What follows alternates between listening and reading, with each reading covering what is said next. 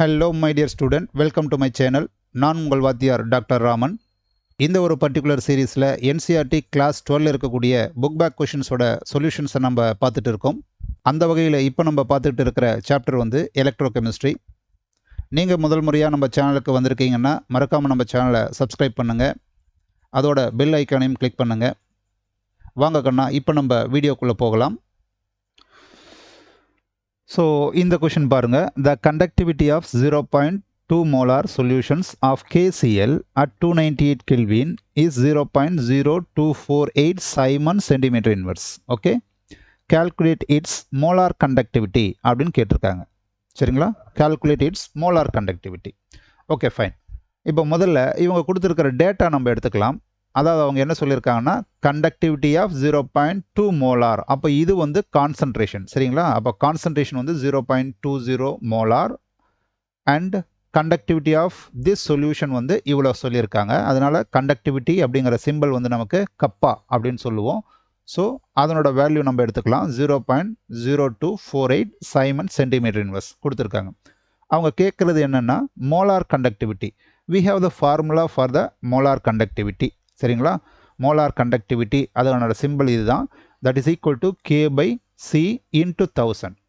நமக்கு 1000ல் வரும்போது, அதாவது நியூமரேட்டரில் 1000 இருக்கும்போது நம்மளோட கப்பா வேல்யூ வந்து சென்டிமீட்டர், அதாவது சைமன் சென்டிமீட்டர் இன்வர்ஸில் இருக்கும்போது நீங்கள் 1000 வந்து நியூமரேட்டரில் போடணும். சரிங்களா, இந்த ஃபார்முலா கரெக்டாக யூஸ் பண்ணுங்கள். அண்ட் இதுக்கப்புறம் ஜஸ்ட் நம்ம சப்ஸ்டியூட் பண்ணாவே நமக்கு ஆன்சர் வந்துடும். ஸோ கப்பாவோட வேல்யூ வந்து 0.0248 அண்ட் கான்சன்ட்ரேஷன் 0.2. இந்த ரெண்டும் நம்ம சப்ஸ்டியூட் பண்ணலாம். தென் இதை என்ன பண்ணுறோம் பாருங்கள்.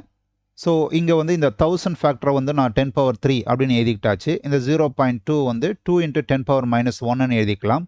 அதே மாதிரி இந்த இடத்துல 0.0248 இது எல்லாமே நான் மாற்றி டெசிமல் பிளேஸை நான் வந்து பவர்ஸில் கொண்டு வந்துடுறேன். அப்போ 10⁻⁻4.